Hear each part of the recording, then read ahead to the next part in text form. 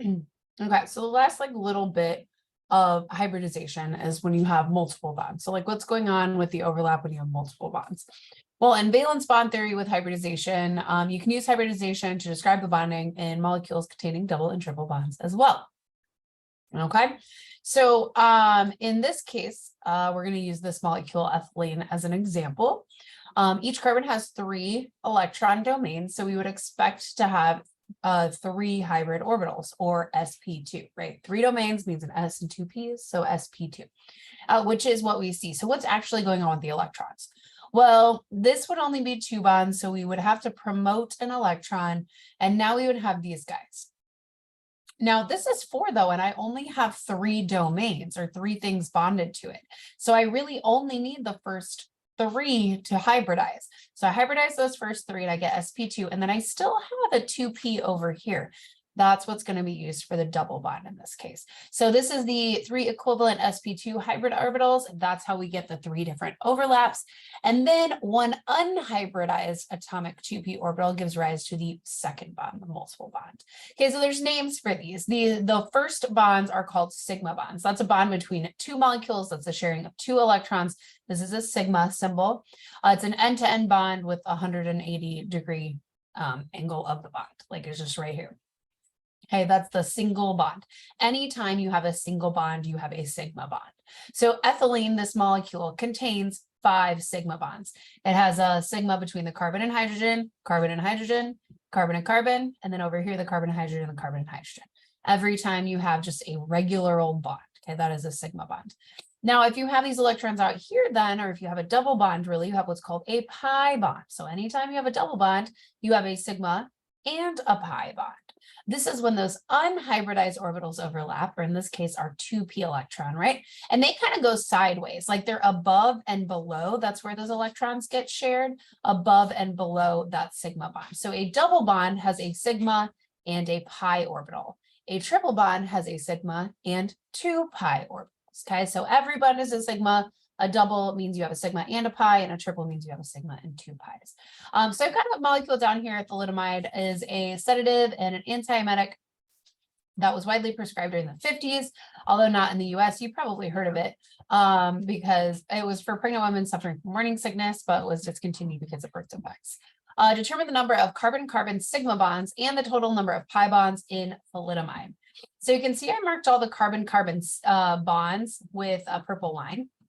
Okay, anytime you have a bond. So all of the single bonds, all of the double bonds are a sigma bond. So this ends up being 12 carbon-carbon sigma bonds, because remember, all of this, the double bonds also count. Now, when you're looking at this molecule, you might be like, what are you talking about? All I see are these lines. Well, the way that organic molecules work is that every time one line meets another, that's where a carbon is. So it's like, this is a single bond carbon to a carbon, this is a single bond carbon to a carbon, so on and so forth. So each, like, I don't know if you want to call it an apex or a corner or whatever, is a carbon, unless something else is written there, like a nitrogen. So there's no carbon here, it's nitrogen. And so we're 12 carbon-carbon sigma bonds. And then let's see, and total number of pi bonds. So anytime I have a double bond, I have a pi bond, and I circled those ones. So a pi, pi, pi, pi, pi. Okay, so sigma bond, every time you have a single bond, pi bond, a sigma and a pi every time you have a double bond. So you'll need to be able to count those. So double bonds and triple bonds are a little bit different, specifically because they do not have free rotation around their bonds. All sigma bonds have free rotation, meaning they are a single bond. So like these 3 molecules, though the Lewis dot structures are drawn differently, can rotate around one bond because it's just one bond, so they can freely rotate. So like the chlorines could be up here and over here, or they could be down here and over here, or they could be over here and over here. It's all the same molecule because you can have rotation around the sigma bonds. However, if you have a pi bond, because you have like this sharing above and below the sigma bond, it's not going to be able to rotate. It can't move because of that pi bond. So this molecule here with the 2 chlorines down here is actually different than this molecule over here with a chlorine above and a chlorine below, because you can't actually turn around those double bonds. So these are 2 different molecules, and they actually have different properties because of the pi bonds, really. You can't get that rotation. So example number 9 is kind of like would be an extra credit question. Said using low stat structures, valence bond theory, and hybridization of orbitals, explain the 180-degree OCO bond found in CO2.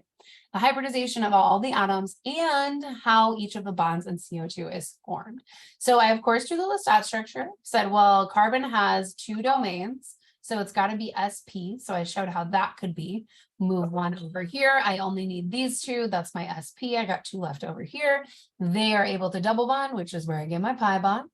Oxygen over here, we usually only worry about the central atom, but oxygen over here has 3 domains, 1, 2, 3. So it would be sp2. So I did these, I did sp2, these ones all combined together. So this one can make the sigma bond. I have 1 unhybridized, so it can make the double bond.